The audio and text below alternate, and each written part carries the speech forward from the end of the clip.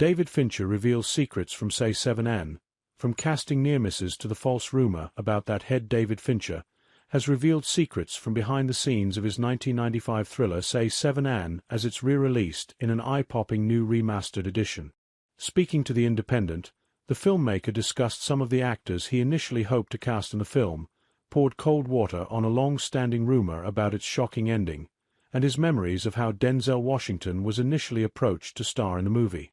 Morgan Freeman and Brad Pitt ultimately led the film as detectives Somerset and Mills, who are tasked with investigating a serial killer modeling his crimes after the 7 deadly sins.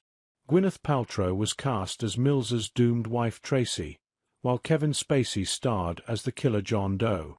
All 4 parties collide in the film's famed climax, which has birthed a particular urban legend linking Se7en with Steven Soderbergh's 2011 pandemic thriller Contagion.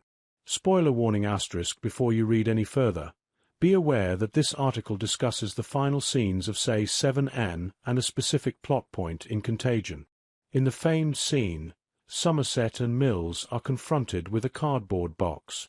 While we never see the contents of the box, we soon learn that it contains Tracy's severed head.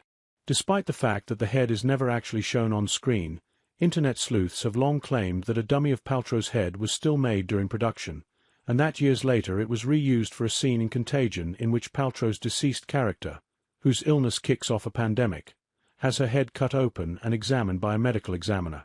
That is entirely untrue, Fincher explained. But it's amusing. The one in Contagion is amazing, but the rumor is entirely untrue. Fincher clarified that while the box used in the Se7en scene contains strands of blonde hair, to match Paltrow's own, an actual prosthetic of Paltrow's head was never made. The filmmaker, whose credits also include Fight Club, Gone Girl and The Social Network, added that the notoriously bleak ending to Se7en contributed to the film becoming one of the lowest testing movies in history. But only, he believes, because the test audiences asked to watch an early cut of the movie had been missold the film. In defense of this incredibly lame screening, when I got to the theater where it was playing, I said, "I'd like to see the materials that you used to canvass the audience that's going to be seeing this movie for the first time tonight," he recalled.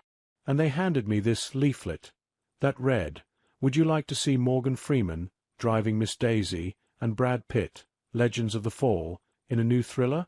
And it was the single worst way to bait the hook for this movie that I could possibly imagine. Fincher continued, Se7en has nothing to do with Driving Miss Daisy or Legends of the Fall. Se7en is an affront to that kind of cinema, which is the cinema of reassurance. The Oscar-winning Driving Miss Daisy, released in 1989, explored the friendship between an elderly Jewish woman, Jessica Tandy, and her black chauffeur, Freeman.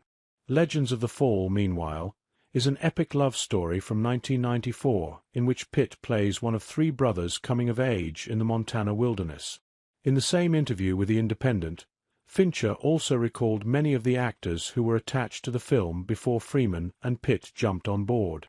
Most famously, Denzel Washington confirmed in 2012 that he rejected a role in the film, and that it was one of his biggest professional regrets. He did not elaborate on why he turned down the movie. And now, Fincher said that he doesn't know why Washington said no to the film, either, as the offer was made to the star long before Fincher himself was recruited to direct. Denzel's manager ended up being a producer on Se7en, but I think it was kind of a bait and switch, Fincher recalled. It was like, if I produce the film, you can get Denzel. Fincher continued, I was told that Denzel had read the script, didn't like it, and that the script was then rewritten, like 10 or 11 times to suit him. It was rewritten ad nauseam, ad infinitum, in an attempt to get Denzel to say yes.